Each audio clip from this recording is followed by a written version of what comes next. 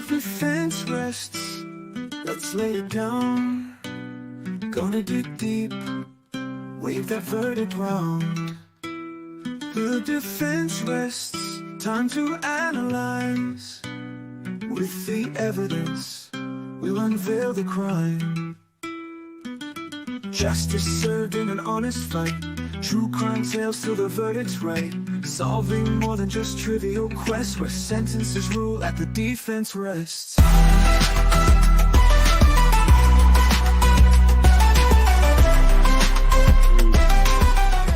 I presume throughout, but specifically, are you ready to let me know this morning what your plan is? I will not testify. All right. Is that your understanding, Mr. Weaver? It is, Your Honor. All right. And you have your expert witness coming in now. Is it your intention to rest after that witness? It is, Your Honor. All right. Y'all got any plans for rebuttal at the moment? Okay. All right. So we're on track. We'll probably be done in an hour or so. All right. Go and bring your witness in. Bring the jurors up.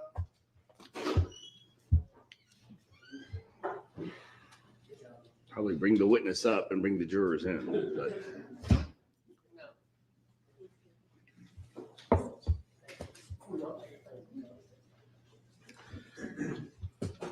Y'all need me to. Mr. Ray, did I cover everything yesterday? Do y'all need me to do anything else on the record with your client? I don't think so. You just did it again when I said that. Right. That's sufficient.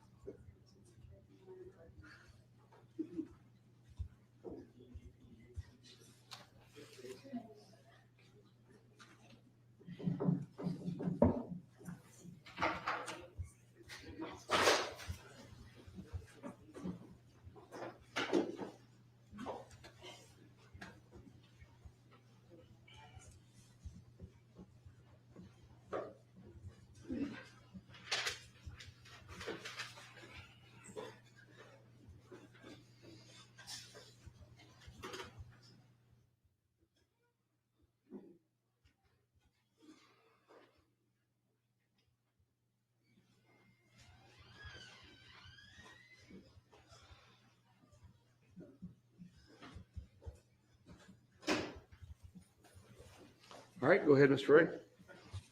Your Honor, the defense will call Dr. Jonathan Arden.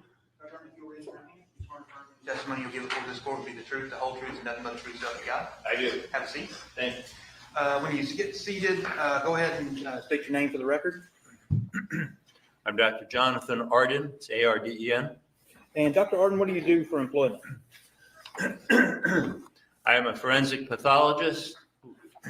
My primary employment is as a consultant in forensic pathology and medicine, and I also hold a part-time position as a forensic pathologist with the Office of the Chief Medical Examiner for the state of West Virginia.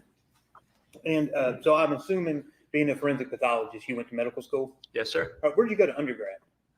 2 years at Johns Hopkins University and then 2 years at the University of Michigan. How about medical school?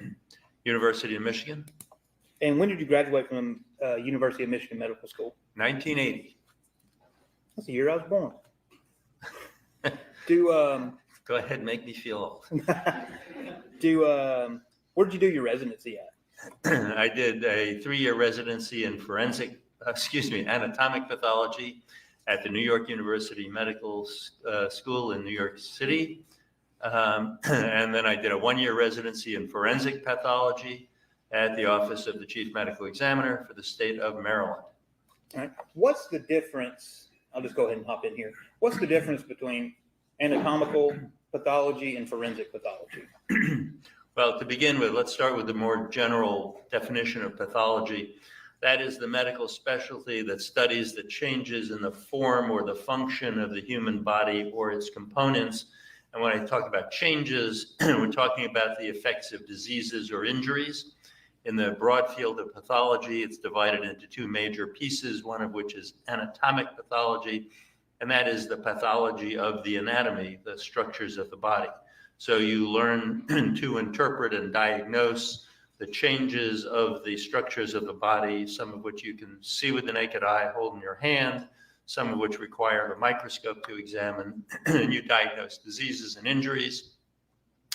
Then within anatomic pathology, if you take the broad general background of general medicine, anatomic pathology, and then you apply it primarily to the process of investigating and certifying certain types of deaths, and those deaths being, number one, deaths that occur by violence, which simply means any death that occurs by any kind of injury under any circumstances, excuse me, as well as any deaths that occur suddenly, unexpectedly, so people who die in public, for instance. That's the field of forensic pathology. Okay. And if you need any water, there is some right there behind you. There's some of this, sorry. You're fine. Thank you. Now, after you finished your residency, what'd you do after that?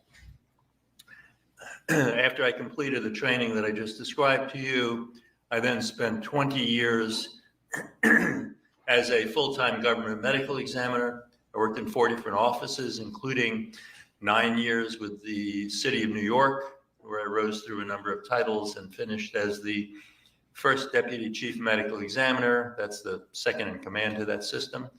I then spent about 5.5 years as the chief medical examiner of Washington, D.C. Once I finished my 20 years of full-time government service, I then entered into the consulting work, that type of work that brings me here today. And overlapping with that, I spent about 1.5 years with a part-time position in Northern Virginia, where I was living at the time, as a community-based medical examiner. And then more importantly, since 2008, so for about 16 years now, I've held a part-time position with the medical examiner system in West Virginia, in which I perform the functions of their medical examiners. In that job, I actually do autopsies, write reports, go to court, things like that. But so then first 20 years of my career was full-time government work, and the second 20 years has been mostly consulting work. Okay. I'm assuming you're currently licensed to practice medicine. I'm currently licensed in 5 states, And being what states are those? Florida, West Virginia, Maryland, Virginia, and I hold a license in an inactive status in New York. Okay. Are you a member of any of the relevant organizations regarding forensic pathology? Currently a member of the Florida Medical Association. I have been actually for about 35 years. I was a member of the National Association of Medical Examiners. Okay. Have you done any teaching? Excuse me? Teaching?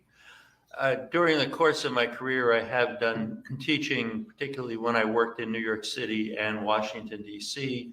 I held academic appointments, and I did more teaching in those years. That's about 14, 15 years out of my 20 years of my career.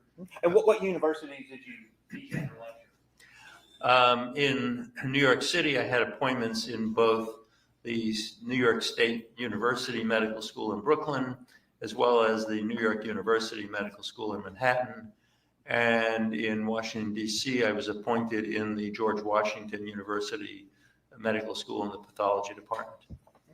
And how about any lectures or presentations? Do you do any of that? I have over the years given a fair number of them, especially again, my busiest time of teaching and lecturing was in New York and Washington, but I've provided various kinds of lectures to medical offices, medical audiences, law enforcement, lawyers. So I've done a fair amount of that over the years. I've given presentations at national meetings a number of times as well. And over the course of your now 44-year career or so, how many autopsies have you done? I've personally done something over 3,000 forensic autopsies, plus whatever autopsies I did in training prior to that. And I haven't kept track, but I've probably had at least 500 other examinations of bodies without a full autopsy where I've issued death certificates. Okay. And how many cases do you think that you have consulted on? Oh, I haven't added that up. For the number of years in my consulting practice, I was taking about 125 to 150 new cases a year, trying to get myself towards something that sounds like retirement. We're probably taking around 65 new cases a year now. How many times over the course of your career do you think you've testified in court? Oh, probably around 5 years ago or so, I was still saying over 900 times testifying in court, hearings, grand juries, depositions all together. That's been years, so it's well over that now. Okay. And how many different states in the U.S. have you testified in? And we'll just make it easy. How many times have you testified actually in court in front of a jury in the U.S.? I don't actually have that number. I mean, it's a number of hundreds. It's probably more than 500 in front of a jury. Okay. In terms of states, I haven't counted that up lately either, but it's probably somewhere in the 25 to 30 state range, plus federal courts, plus military courts martial. Okay. And what about, have you done any consulting work or testified in any foreign countries? Yes, I actually testified by video in Montenegro a number of years ago, testified once or twice in Canada. I've consulted on cases that have not, or at least have not yet ended in testimony in England and Israel as well. Have you been qualified as an expert witness before? Yes, hundreds of times. Hundreds of times? At this point, we would move Dr. Arden in as an expert in the field of forensic pathology. All right, any objections? No, Judge. All right, he's tendered as an expert and is thus can testify to his opinion based upon things in his range of experience. All right, go ahead. Dr. Arden, for the jury, explain what a medical examiner is. Well, in this country, every jurisdiction has some form of a medical legal death investigation agency. And roughly half of the country is covered by agencies called medical examiners, and about half are covered by coroners. Those are somewhat different systems. We don't really need to belabor the politics of it or the constitutional end of it. But so a medical examiner's office is the office that is charged under the law with the kind of work that I told you is what forensic pathology does.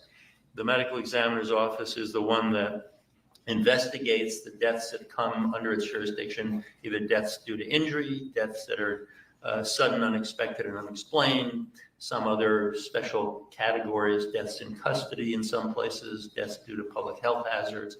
So that's what the medical examiner office does. And the process that I outlined or I defined for you is investigate and certify. So it starts with an investigation. You have to figure out what are the circumstances? Where did the dead person come from? How did this happen? Because it gives you your context. Just like you go to see your doctor, you don't hide behind a curtain and say, figure me out. You come in and say, I have a cough, I have a fever, whatever. And your physician knows that it makes a difference if you're a 4-year-old girl or a 90-year-old man as far as what the doctor's looking for. So the investigation is like the history. And then the examination is usually the autopsy of the dead body. And sometimes it also includes toxicology or other examinations, x-rays, things like that. And so that's how the medical examiner office works. And if you're asking what is a medical examiner in terms of the professional, the medical examiner is a forensic pathology who performs all of those functions. Okay. You were hired by myself and John Luke Weaver as a consultant on this case, right? Yes, sir. Okay. How much to date are you aware of? Like, how much have we paid you? I believe I've been paid in fees up to now just about $6,600. I mean, I've been working on this case since January of 2021 with your office. And so I think at this point, it's been just about $6,600 total. There are some other hours in there that haven't yet been paid, and plus the appearance today. Okay. Does the fact that you are compensated by my office, does that change your opinion of what you're going to testify to today? No, I offer my opinions based on the facts and accepted medical practice and my 40 years of experience, and you get the same opinion whether you're paying me or not, or whether it helps you or not. It's all based on the facts. All right. Well, let's go ahead and jump into the facts. Tell the jury what all in this case have you reviewed? First of all, I reviewed investigative reports from law enforcement, mostly from the Cherokee County Sheriff's Office. I believe there was one report from the marshal. And there were also various reports from the Georgia Bureau of Investigation, the GBI. That includes from their medical examiner's office, the autopsy report and the anthropology report initially done by Dr. Gooding. That includes photographs that were taken, I'm kind of lumping together between law enforcement and the GBI, but photographs of the death scene or the recovery scene, photographs of the examination of the remains by the anthropologist and by the pathologist, x-rays, or actually I got photos of the x-rays taken of the remains. I think I also saw some photos that were from the house at the site where the burn pit was. From the GBI, I also reviewed some other laboratory reports. There was a laboratory report about looking for accelerants, in other words, chemicals that might have been used to fuel that fire. Unless I'm missing something, I think those were all the documents that I examined. And you're not going to approach. I'm going to show you what has been pre-marked as Arden 1, 2, 3, 4, and 5. Can you identify 1 through 3? Well, you just handed me our marked Arden 1 through 3 inclusive are 3 photographs taken of portions of the remains of Mr. Farris. These are photographs that I recognize that were taken during the time in June of 2022 when I personally examined the remains at the coroner's office here. Okay. And that was my next question. So you actually went and reviewed the remains of Mr. Farris personally? I did. Okay. And I'm going to show you what is 4 and 5. You don't need to read them, just identify what they are and if they're true or correct.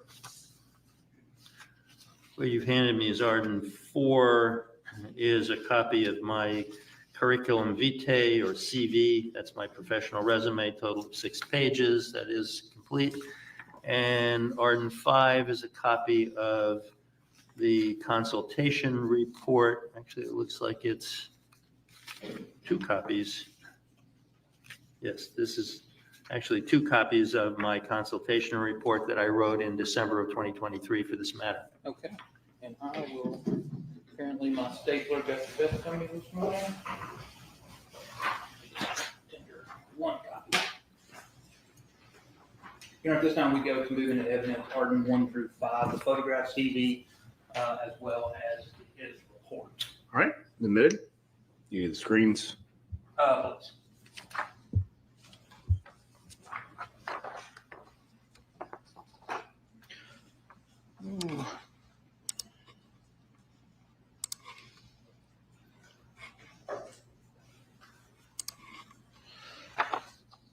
Dr. Arden, I'm showing, can you, well, we're waiting on the screens to come on.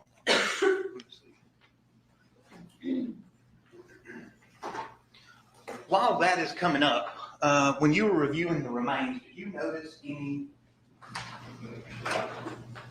any damage to the bones of Mr. Farris other than thermal damage? Right. Other than thermal damage, no. I did not find any kind of damage or injury to the bones that would suggest any other form of trauma, thermal damage. Just going through it, you didn't observe any saw marks? Correct. No saw marks, no knife marks, no bullet wounds in the bones either. Now, for the jury, tendering Arden 1, can you identify what this is? Yes, this is a photograph of several of the fragments of bone and tissue. You can see there is a tag that was with these fragments that's identifying them as tissue fragments that had a bullet in them. And I can tell you that you can see on our left there below the tag is a portion of a rib. The roughly triangular darkened fragment on our right is some burned soft tissue with another portion of rib. That's where that bullet had been recovered. And just so we're clear, is the triangular portion on the left side of Arden 1, is that soft tissue with a rib still attached or inside of it? Yes, I think you said left side. That's our right side. Yeah, that's the right side, sorry. But yes, the one that you're circling with the cursor, that's exactly what that is. Soft tissue with a rib. Yes, Okay. portion of a rib. Portion of the rib. And Arden, I think that's Arden 3. What is that?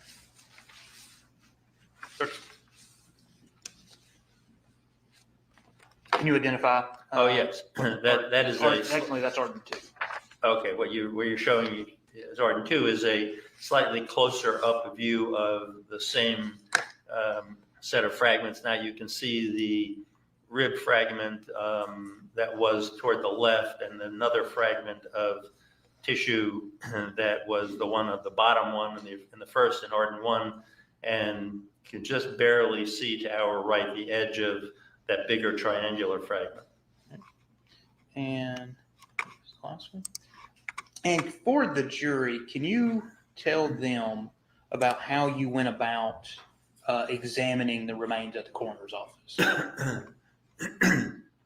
Well, the remains had been stored in various bags and organized in terms of which segment of the burn pit they had been removed from. Dr. Gooding had, in her exam and her report, basically divided up the area into 4 quadrants, A, B, C, and D, and the human remains and the fragments that were removed from each of them were labeled as to where they came from and bagged and tagged as to where they came from. So I essentially was provided access to all of those bags as organized and labeled, and then went through each and every one of them, opened them up. Some we opened and some I believe we just examined through the bag. The areas that were more important, such as what you were seeing in Arden 1, 2, and 3, we took out of the bag, laid out, took the photos. I got to handle them and look at them in different directions, things like that. And kind of jumping around, because that's how I do it. Through your review of this, did you notice or were able to determine whether any flammable or ignitable liquids had been used in this fire? Based on the laboratory report from the GBI, which was testing to determine if there were any flammable liquids, what we call generically accelerants, the laboratory report did not identify any accelerants related to this fire or these remains. I'm going to show you what has been previously admitted as, we'll go with Gooding 10. Did you review this photograph to the best of your knowledge? If it's part of the photos from the Gooding material, yes, I did. Actually, now that I look at this carefully, I did review this. I have seen this photograph, yes. Okay. Can you explain to the jury what this is? Yes, what you're looking at here, just slightly right of center, you see the vertical whiter band. That's a portion of a rib. You can see to our left, there's a hand in a black glove holding the fragment, and the more orange kind of cylindrical item that's almost dead center in the photograph is in fact that bullet that was recovered from the soft tissue associated with that rib. Now, with the portion of the rib that you were able to examine, did you notice any damage to the rib from that bullet? No, there was no damage to the rib or any of the bones in this area. The bullet was simply in the associated soft tissue. Okay. And I'm going to show you next. This is Gooding 11. This was attached to her report. Have you seen this photograph? Yes, I've seen this diagram. All right. You weren't here and you didn't hear it, but I'd asked Dr. Gooding where the bullet was found. And the best that she could tell me, essentially it's on the left side of the body. Is that what this photograph is showing for you and your medical opinion? Yes, I think she's indicating here with the brackets that the rib fragments with the small area of soft tissue where the bullet was were from left ribs. If I recall correctly, she said in her report, sternal ends of left ribs. So the sternum is the breastbone, and the ribs each rib starts attached on each side of your backbone, your vertebral column, and goes around and slightly downward from your side to your front. And then the ribs attach through cartilage, soft tissue, with the breastbone, the sternum. So she was referring to these being the rib ends that are closer to the front, but it was left-sided ribs. Okay. Now, would you say that the bullet, because you previously testified, the bullet is in the soft tissue? Can you explain, give us any indicator of where that bullet may be according to Gooding 11? It was in the soft tissue between two of the ribs, close to the front, close to the breastbone. So you have, if you think about the anatomy, you have the skin on the outside, you have a layer of fat underneath the skin, which is normal. Everyone has a layer of what we call subcutaneous fat. And then in this area of the body we're talking about, you have the chest wall, which has the ribs, and there are muscles, some muscles on the front of those ribs, and there's a band of muscles that goes in between each of the ribs. And they're called intercostal muscles, which is a fancy medical term that means in between ribs. So you have this chest wall of the skin, the underlying fat, the ribs with all of their muscles that makes a structure there. It's the outside, the boundary of your chest. And that's all, if you're going from the outside in, that's all before you get into the body cavity. We haven't reached the next layer deeper would be in the body cavity where, for instance, your heart and your lungs are. And so the body cavity is where all the vital organs are contained. Yes, we have, technically speaking, we have two separate chest cavities where each lung sits. You have a compartment in the middle in the chest, which is anatomically separate. That's called the mediastinum, which is where the heart and major blood vessels are and some other structures. You have another separate cavity in the abdomen down below, which isn't related to this, so I won't belabor that. But yes, inside the cavities is where you have all the vital organs, the major blood vessels. But we're talking about here are tissues on the chest wall. They're not inside the body cavities. Did you also review the autopsy in this case? Yes, sir. All right. Did you notice anything odd about the autopsy, the actual report? Well, the thing that I noted in my report about the autopsy report is that the autopsy report is essentially administrative details, who did what when, and the vast majority of the autopsy report actually is cut and paste from Dr. Gooding's anthropology report. The only part of the autopsy report that has its own independent examination reported is there's a paragraph of the examination of the x-rays taken by the medical examiner. Okay. Now, from your review of everything that you looked at in this case, can you tell the jury to a medical certainty where the entry wound is? I cannot. And I'm seeing if do we still have the projectile in there? It's up here. I know you hadn't actually seen the projectile. Maybe it's up here. It's not. We got to do all this again. But there was, you recall, the pedals on the projectile, right? Yes, it was what we call a jacketed bullet It has a lead core with an outer copper-colored coating. And many of those jackets have petals, they call them, on the nose end of the bullet, such that when the bullet enters a tissue, those petals can peel back, which is what happened in this case. And can you determine anything about the path of a bullet potentially regarding whether or not those petals are pulled back on the jacket of a projectile? You really can't.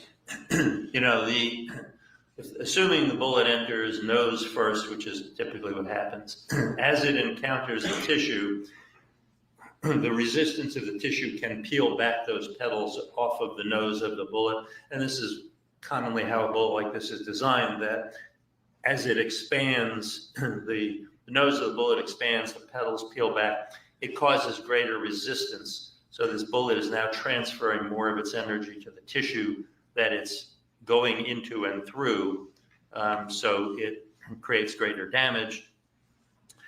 Now, if you find a bullet in the tissues, and if you can determine or maybe assume that the bullet simply went in a straight line and ended pointing in the same direction it was going, well, then the petals of the jacket will be peeled back, showing you that that's the nature of the peel back in the opposite direction of what the travel of the bullet.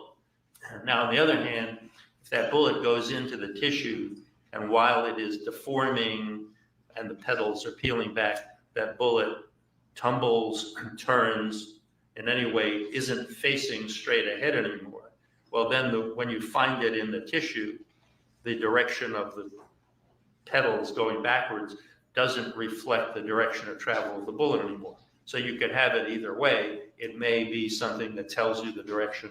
It may not. So from looking at the rib and the soft tissue that you examined and the bullet, can you give any type of opinion about the trajectory of the projectile? No. And in fact, that's consistent with what's in the autopsy report. Given the nature of these remains, which were very severely burned, and we don't have an intact body, we don't have an intact surface, and it was stated clearly in the autopsy report, and I agree with this. We don't know where the bullet entered. We don't know which direction it was going, and we don't have any evidence of distance, what we call range of fire. So no, we can certainly say where that bullet ended up, and I can then provide you opinions based on, depending upon where we believe that bullet came from, what it did or did not do. But no, I can't tell you where that bullet entered. Okay. And you reviewed Dr. Gooding's report, right? I did. Right. And you were aware that in her report, she said that based on the peeling back of the bullet, that it was a front to back or posterior to anterior. Is that right? Well, front to back, yes, that would be anterior to posterior. Okay, there we go. Let's just go with front to back. That's easier. All right, thank you. So front to back. Now, since you can't determine if there's an entry wound, can you determine any type of wound path based on what you've reviewed so far? No, sir.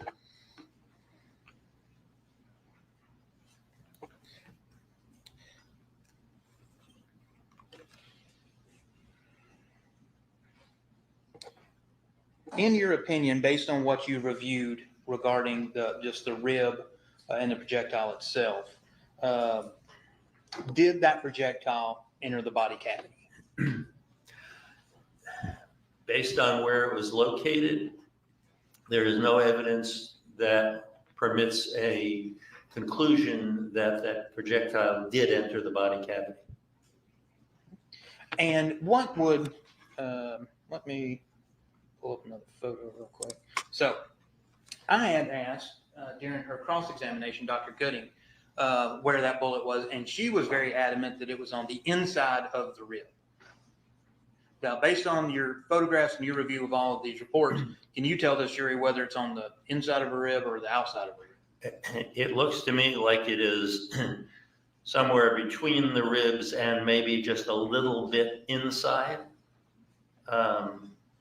It's not very deep to that rib at all, though. So it's really still in that chest wall kind of anatomy that I described. It's not inside the body. It's not in the body cavity. As a forensic pathologist, if something was just barely on the inside of a rib, would you still say that that is inside or outside the body cavity? My best assessment of this bullet, as it's shown here, it is not inside the body cavity. It's inside the body. It's outside the body cavity. Now, from your review, have you been able to form an opinion about how the bullet may have wound up in that location and not damaged any vital organs? Yes, sir. Okay, what is that? This bullet, as I said, is not inside the body cavity as it's recovered. It could have gotten to that location following many different kinds of wound pathways. It is certainly among the many different possibilities that you can have a bullet wound that travels very tangentially. It's shallow in the body wall that enters, stays in the soft tissue outside the body cavity, and ends up in that location. So it could come from many different directions. If it's not a straight in shot that goes straight from the front directly in, but it comes more from the side, for instance, it could easily, I've seen bullets do this before, it could easily enter, I'm motioning on my own left side of my chest, strike the body at a shallow angle, enter under the skin, stay in the chest wall, travel toward the middle here, end up in precisely that kind of location, and never once enter the body cavity or injure any organs. Now, did you also examine the skull remains?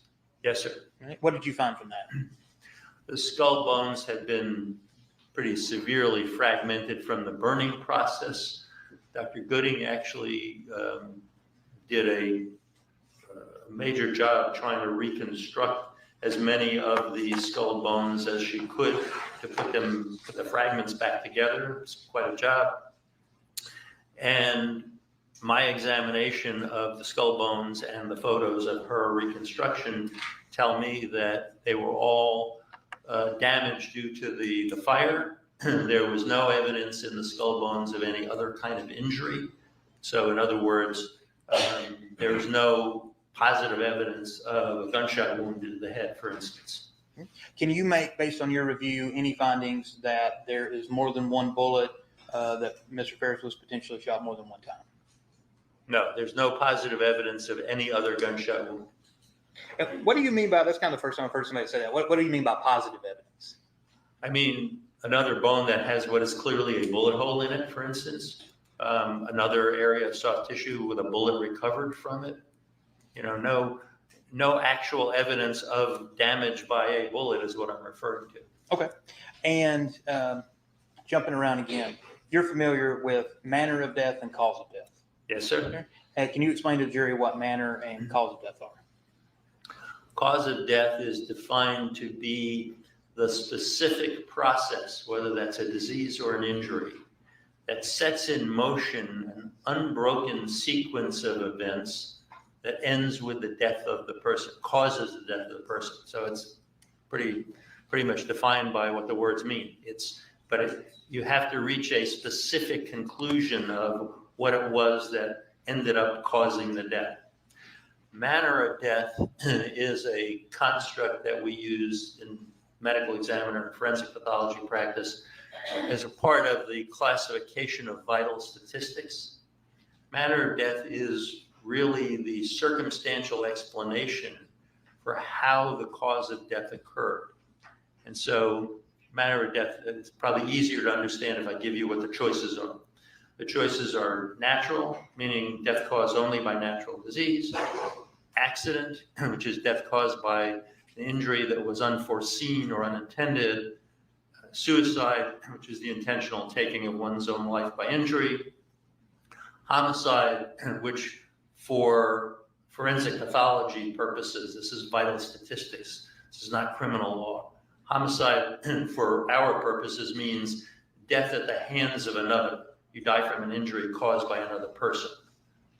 And there's no judgment when we say manner of death or homicide, whether it is or is not a crime. That's a whole separate issue. And then the fifth and final choice for manner of death is undetermined. if you don't have enough evidence to make a conclusion to a reasonable medical certainty that it is this one or that one, or if you have evidence that permits more than one of the choices and you can't really separate them, one's likely and one's unlikely, then you can go with undetermined. From your review of everything that you looked at in this case, can you make to a medical certainty a finding of what the cause of death was for Gary Farris? I cannot. And can you state whether or not that well, I'm assuming you can't state whether or not the projectile caused any death. Right. In fact, that's the point. I cannot tell you to medical certainty that the projectile found in his chest wall soft tissue was the cause of his death, because unfortunately, given the state of his remains, we cannot trace a bullet pathway from one place to another where that bullet ended up. So we do not have evidence that says to any medical certainty that that bullet caused an injury that caused his death. It could have, but just as equally possible, it didn't. So I can't say that that bullet killed him, and I have no evidence that affirmatively allows me to conclude that another bullet entered his body. So under the circumstances of the condition of his remains, I don't have enough evidence to say what killed him. So I don't know what his cause of death was. So as a medical examiner, if you can't determine cause of death, what do you do? Well, then you're stuck with admitting the limits of information and what you can do, and you cause of death undetermined. Okay. So that's a possibility, saying cause of death is undetermined. Oh, sure. I mean, this is well recognized. Every medical examiner, every forensic pathologist has been through cases like that. They're generally a small percentage of all the deaths that you investigate, but every medical examiner office has a couple or 5% of cases where cause of death, manner of death, or both are undetermined. How many cases have you had where just you can't determine cause of death? I haven't kept a record of how many. I mean, it's something I've done on numerous occasions over the years. I'm sure I've had at least one or two in the past year or two. And of course, I'm doing a more limited number of autopsies since I'm not a full-time medical examiner anymore. But I've probably had in 40 years at least a couple of dozen cases, maybe more. Okay. And moving to the manner. Do you have an opinion as to what you could say to a medical certainty regarding the manner of death? I do. What is that? Actually, in this case, in part because we do not have definitive evidence of the cause of death, and in part because, as far as I understand, we do not have definitive evidence of how Mr. Farris ended up in that fire. We do not have evidence that an accelerant was used to try to burn him up. Frankly, I think the intellectually honest conclusion here is that his manner of death is undetermined as well. I don't really know the circumstances of how and why he died. I don't know the circumstances of how and why his body ended up in that fire. Unfortunately, I mean, it's not real satisfying, but again, I think the intellectually honest answer is I don't know, and that's what an undetermined is for. And have you had cases in your career where you're saying undetermined cause, undetermined manner? Sure. Have you had any recently?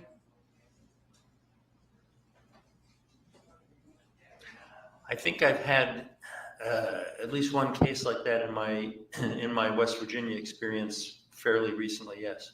Okay. Was there a case in Washington where you were undetermined manner, undetermined cause, or something vice versa? Yes, I've had cases like that. I mean, the most famous case I worked on probably in my whole career was the death of Chandra Levy in Washington, D.C., the federal government intern who disappeared and was found skeletonized in the park about 9 months later in the woods. She was an undetermined cause of death. Okay. How about manner of death, though? Actually, I certified her manner of death as homicide. Okay. And so why could you certify her death homicide, but couldn't do Gary Farris's homicide? Well, in her case, the circumstances actually were quite compelling that she didn't get there and die on her own. She disappeared unexpectedly, mysteriously. She ended up in a part of the woods in a very large urban park where she wouldn't have been otherwise. It's a huge park where people walk and run and hike, but she's on a slope, a wooded slope where people wouldn't go. She's found with, I think, only one article of clothing, her panties. The totality of those circumstances were such that it was clearly much more likely than not that she got there through the acts of another person.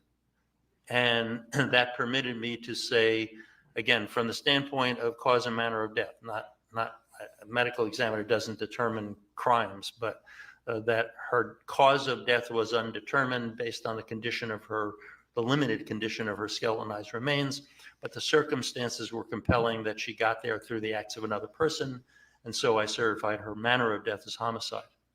And so you can't say that Gary Farris is a homicide because you can't show how he got to the burn pile, evidence of how he was actually on the burn pile, things like that? Correct. Okay. And just one more question for the jury. In your expert opinion, what would the manner and cause of death be for Gary Farris?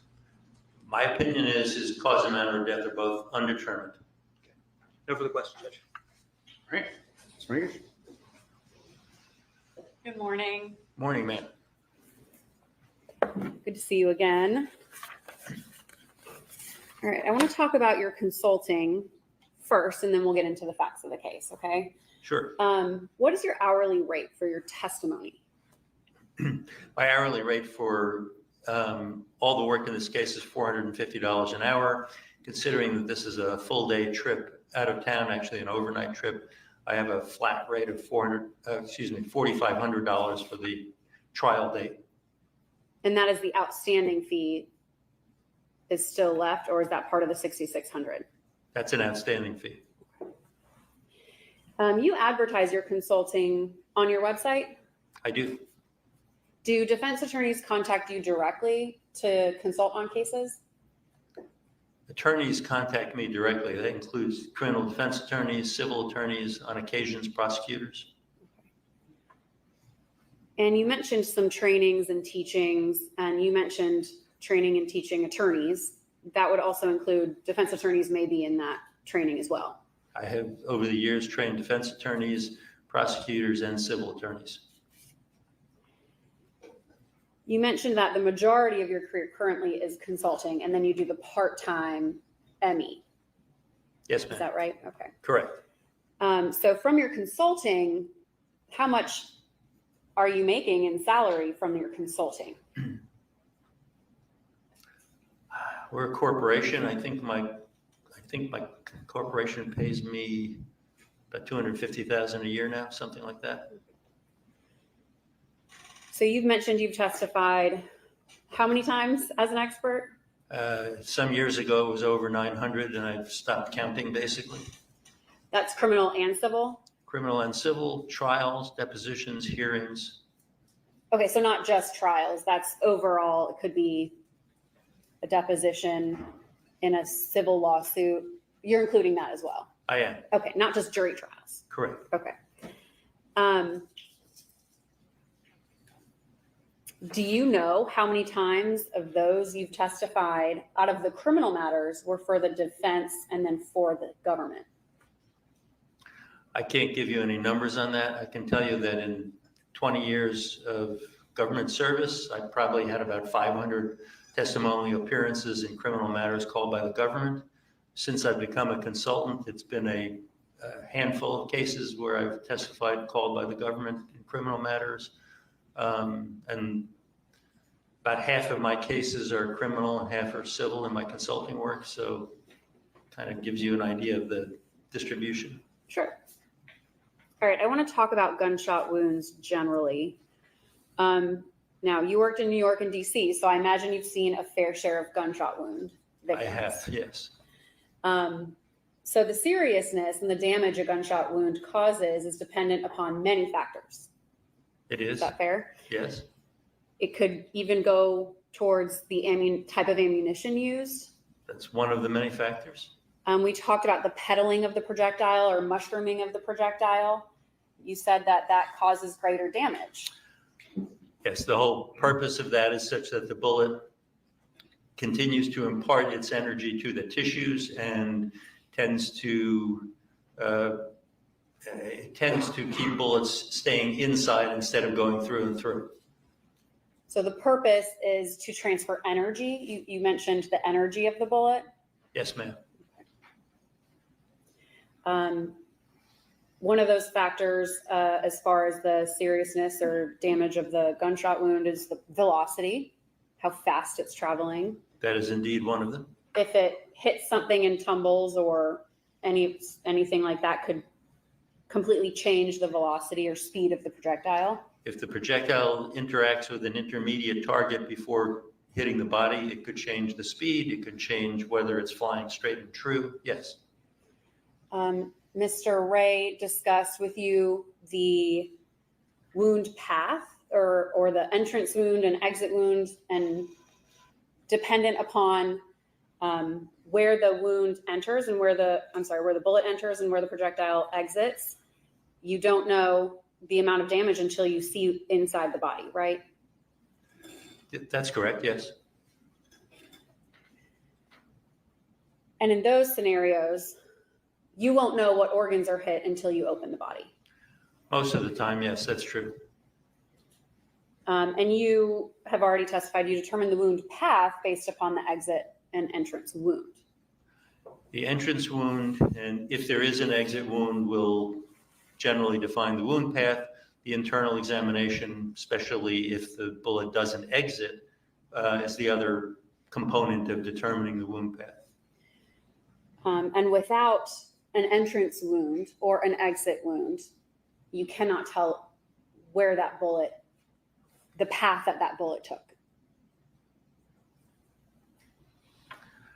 Pretty much. I mean, I could probably dream up some kind of oddball exception of some bodies where you may see internal damage without being able to determine entrance or exit on the surface. But for the most part, I think, yes, you're right. Gunshot wounds can vary in size. Yes, ma'am. And that would in turn vary in the damage done to the body. Well, I guess it depends upon what you mean by size. If I was thinking of size of the wound on the skin surface, the size of the damage internally can be different in different kinds of gunshot wounds, and that would probably more directly relate to your question about the damage, yes? I want to talk about, you mentioned energy of the bullet entering the body, and it can transfer energy to the rest of the portions of the body. Is that fair to say? The bullet transfers energy to the tissues it strikes and some of the tissues at some distance from the actual path of the bullet as well. I have a couple of more based on your experience and what you've seen out there. Have you ever seen a bullet travel through the body and rest near the surface of the skin without exiting? I have, yes. Or even partially exiting, but remaining within the body? Yes, I've seen that as well. And when, I don't know if you call them decedents or bodies or patients, I'm not sure the word that you use. Decedent is a good word. Okay. When a decedent is sent to you for examination, have you ever experienced where you open the bag that the decedent is in and a bullet has either fallen out of its body or out of its clothing that nobody caught, anything like that? Yes, I have. Now, I want to talk about this case specifically. You unfortunately did not have any organs to examine in this case. Correct. So you can't actually say if organs were damaged or not. That's true. And based upon the location of the bullet, I'm going to pull up that lovely diagram that Dr. Gooding made. Gooding 11. The location of the projectile was towards the sternum, correct? Correct. And right behind the sternum is the heart and a portion of a lung. Yes, right behind the sternum is the pericardium, which is the sac surrounding the heart itself, parts of the great vessels, and sometimes a part of the left lung will overlap that in the front. Have you seen cases where a bullet causes internal bleeding? Many times, yes. And even times that there may not be a lot of external bleeding from gunshot wounds. That can happen, yes.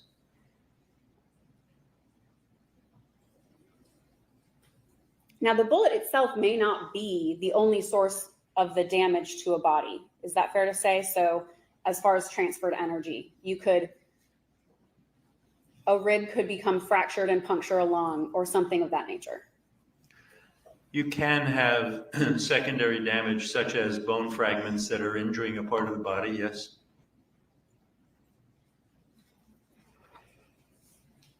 So right behind the bullet in this case are vital organs. Yes. And you've already mentioned the word intercostal. I had that written down in my notes, and that means between the ribs. It does. So isn't it true that we have intercostal arteries? We do. And a lot of there's an entire vascular system that's located within those muscles, those intercostal muscles. Well, there is an intercostal artery with its accompanying intercostal vein, one of which runs along the inside of the upper margin in a little groove of each rib. The soft tissues, you said vascular system. Other than those, the soft tissues have very small blood vessels, the capillaries that are microscopic size, but no other major vessels. You mentioned in your report, well, let me take you back a little bit. In your testimony, you mentioned that medical examiners look at the context in which they receive a body. So you do investigate to an extent as a medical examiner to determine cause and manner of death. Or I would prefer to say we do investigate. Period. You do investigate. Okay. We do. Okay. And you determine sort of a history of how that body came to you. Is that fair to say? That's fair to say, yes. Now, you mentioned in your report that it's possible Mr. Farris sustained multiple gunshot wounds. There are many possibilities for which we don't have evidence. So yes, he has one gunshot wound. He could have had others, but we don't have evidence to determine that. Okay. So were you unaware of the bullet found in the home that he shares with the defendant with his DNA on it? No, I was aware of that. Okay. So that, reasonably speaking, would infer he could have been shot multiple times. Again, could have been. That actually doesn't determine that he was shot multiple times, but yes, it's a possibility.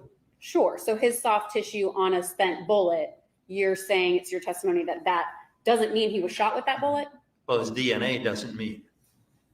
His DNA could mean that his blood was on that bullet, that he touched that bullet, that that bullet went through a part of his body. There's many possibilities. But again, we don't know if he was shot more than 2 or 3 or 4 times. That's exactly the point. We don't know. Nobody knows. How many total people would you say you've examined on your table before, physically examined? Well, I'm over 3,000 autopsies, probably at least another 500 external exams. In terms of exams that I have personally done, I mean, that's the best estimate I can give you. I mean, I've seen thousands of other bodies on the autopsy table that I've either been asked to take a look at or consulted or supervised, but my own personal cases were in the 3,000, 3,500 range. Mr. Ray mentioned this case where a woman was found in the woods, I believe. She's found in a wooded area in a large urban park. And you mentioned that that was a unique location that she may have not traveled to herself. It's not a place where people normally would go, not her or pretty much anybody. Would you say putting yourself in a burn pile then is a normal place you would go? No, I mean, it's a possibility, not typical, no. Okay.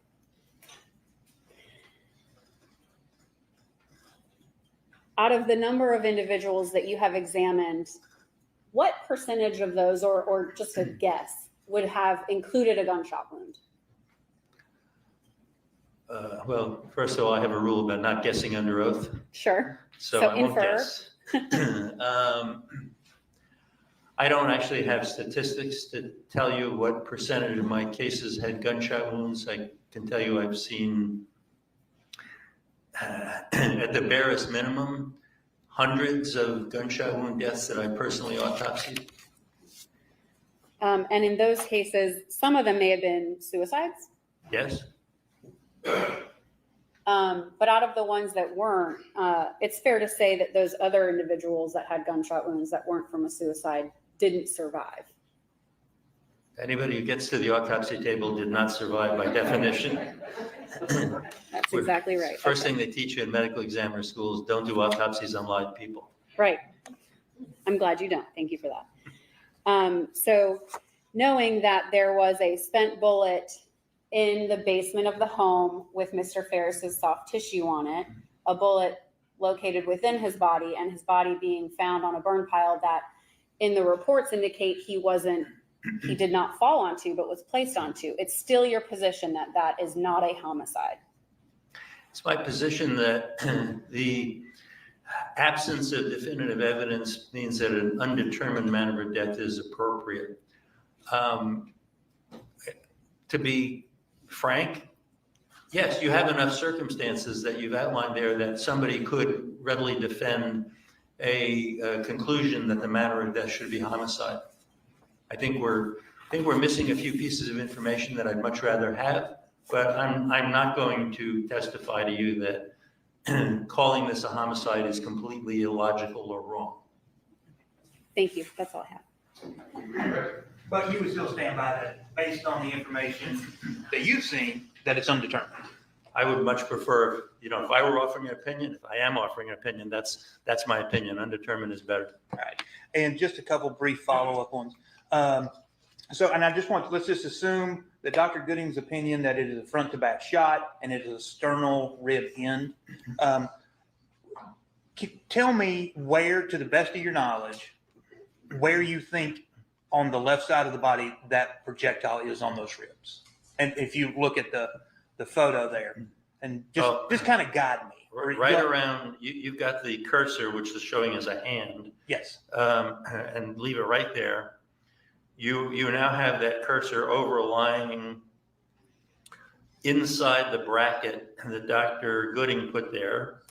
And those sternal ends of those ribs are the front, slightly to the left part of the body. And that is the general area where the tissue fragment with the bullet was found, represents. And so where you've got the hand cursor is, for broad approximation, about where that bullet was. So if you're shot straight on and the bullet lodges in between two ribs right there, what kind of trauma are you expecting to see? I'm expecting to see an entrance wound in the skin surface. I'm expecting to see some damage to the underlying tissues, including those muscles. And I'm expecting to see some bleeding associated with that. And that's probably it. There could be some bruising on the underlying lung, meaning that the impact of the bullet can cause bruising in deeper tissue where the bullet didn't hit. But that's about it. It wouldn't cause death, in your opinion.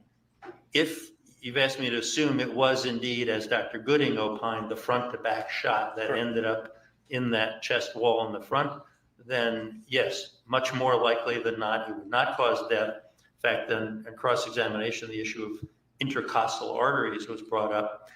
The intercostal arteries are fairly small, and they arise from your aorta in the back, near the backbone area, and then follow each rib around. Intercostal artery bleeding from the part of the artery in the front is likely to be quite limited. On rare occasions, and I've seen this maybe once or twice in 40 years, an intercostal artery in the back where it's bigger can actually cause fatal bleeding, but that's extremely rare. So I would expect localized hemorrhage in the front, but not fatal bleeding and not fatal injury. No further questions, Judge. All right, Ms. Frankish, anything else? Nothing else, Judge. All right, sir. Thank you. You can step down. Thank you, Your Honor.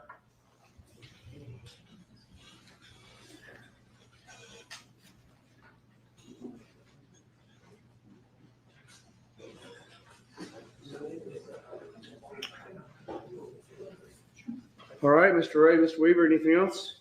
That's all, Your Honor. The defense will rest. Any rebuttal from the state? No rebuttal, Your Honor. All right, ladies and gentlemen, the evidence is now closed. I'm going to take this time to remind you once again, we are at a critical stage in the proceedings. The evidence is closed. You're not to look up anything about the case, talk to anyone about the case, and I'm going to give you some more instructions when I dismiss you in just a couple of minutes. Once again, we're revising the schedule. I had promised the attorneys that I would give them a full day to prepare their closing arguments, which I anticipate is going to take about 2 hours for each side. They're going to give you most of them are going to do a PowerPoint presentation of some sort, and to get their slides together for that. They have agreed, based upon our discussions after I dismissed you yesterday, that if we broke by about 10:30 this morning, which we are going to do, that they could take the rest of today to prepare their closing statements, and that we would be able to do closing statements tomorrow. So everything I told you yesterday has been updated, and you can't go off to work or whatever you want to do tomorrow. We're going to do closing statements and jury charge, and then y'all will begin deliberations. Before we do that, I'm going to take a minute of personal privilege. The attorneys in this case have done a remarkable job presenting this case to you in a timely fashion. This case could easily have gone on for another week or two. And each time I announced my anticipated timeline, they worked to parse it down further, maybe based upon y'all's reaction to my proposed timeline. There easily could have been several more days of crime lab testimony, which they agreed to stipulate to the reports, to have one witness testify to things that witness didn't necessarily test, but knew enough about to present the information to you.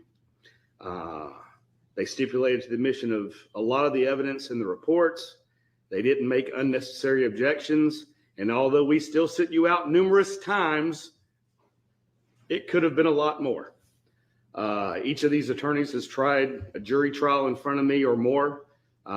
They've handled many more cases in front of me and appeared in front of me dozens of times, and each of them are outstanding lawyers. The Friday first week of trial, I don't know if you knew what we were doing after we broke, but we went next door to Judge Baker's courtroom because my courtroom is a disaster, and we swore in a new lawyer. And they're going to take photographs, and so we didn't want all this stuff in front of them. And so I asked each of the attorneys to come next door and participate in the ceremony with me. And as part of that ceremony, I had them each read a section of what's called the Lawyer's Creed, which is a set of aspirational guiding principles that lawyers should follow as members of the bar and of our profession. And they should treat opposing counsel with respect and courtesy, and to act professionally.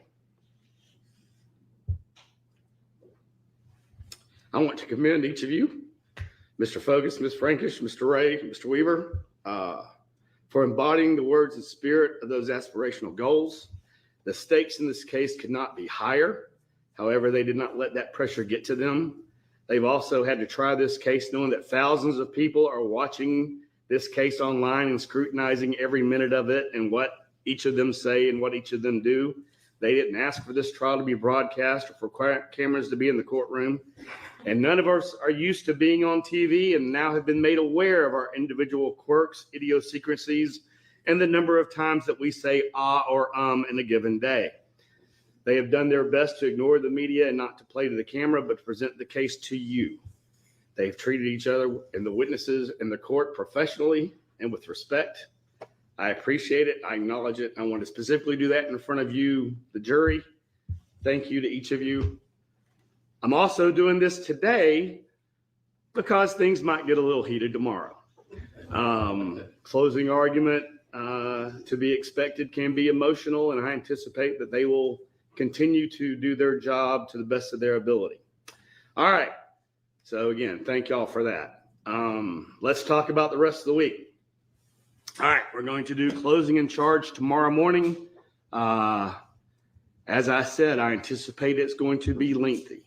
The case I tried right before I started with you, I had 3 defendants and the state, and each of them took an hour in that case. Because this is a murder case, I'm going to give each side 2 hours. But using that as my guide, by the time we got started, by the time we took breaks throughout each of their closing statements, and by the time I gave the charge to the jury, it was 2:30. And the jury had not eaten lunch. So we're not going to do that again. What I'm going to attempt to do tomorrow is for us to begin. The state gets the opportunity to open and conclude closing arguments. So the state will begin. They may go 30 to 45 minutes to start with. Then I'll let Mr. Ray or Mr. Weaver go for about an hour. They may want to split up their closings. I'm going to get the lawyers.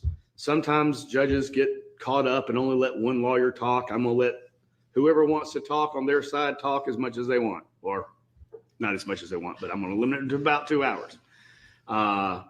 So at an appropriate time in the middle of defense's closing, we will break for 15 minutes, give y'all an opportunity to stretch your legs. We'll then conclude closing statements for the defense.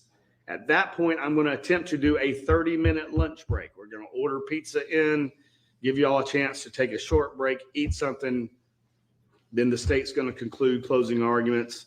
If we need another break after their conclusion before I give you the instructions that I'm going to give you, which is going to be another 40 minutes, we'll take another break then if we need to. At that point, y'all will have the case. Now, we have to gather all the evidence and present it to you. We're going to try to do some of that today and get it somewhat organized and get y'all listed the exhibits and that kind of stuff for tomorrow. So that's something else the state and the defense are going to work on. When y'all begin deliberations, my general rule is I let the jury determine how long you're going to be here and as late as you want to stay and when you want to come back the next day. I will offer suggestions to you and try to guide you somewhat, but for the most part, I let the jury make that determination. I think I have told y'all that we have been here till 2:30 in the morning before.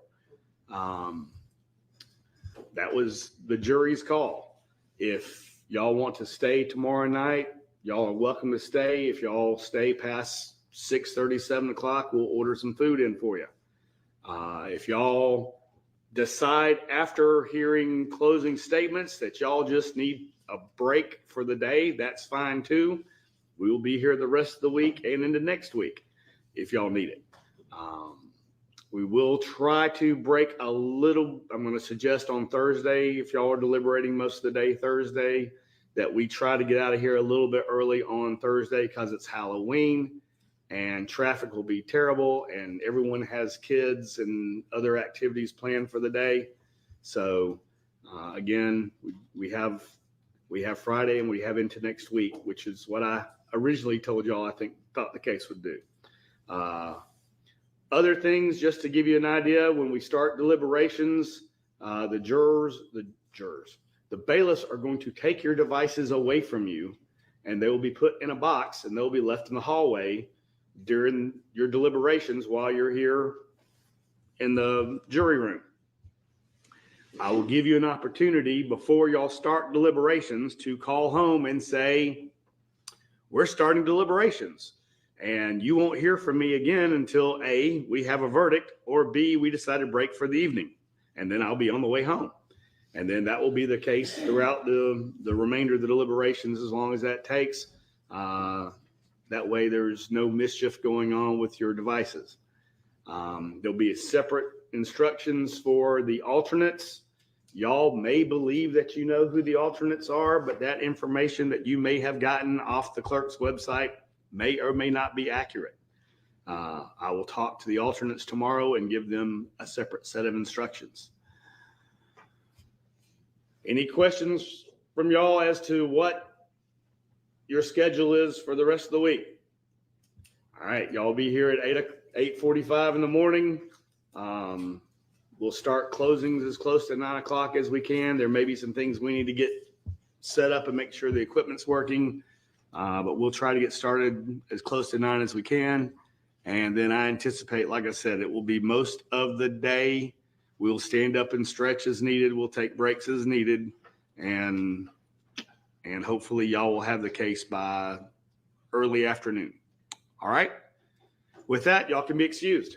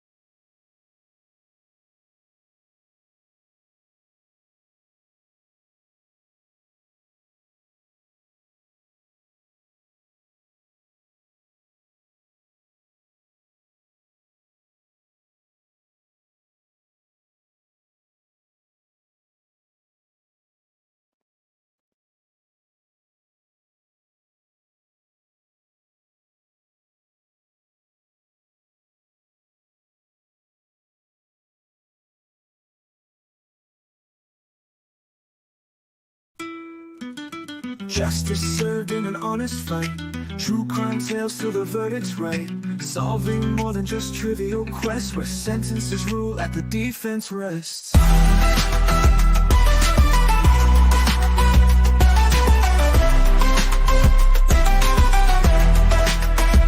Justice served in an honest fight. True crime tales till the verdict's right. Solving more than just trivial quests, where sentences rule at the defense rests.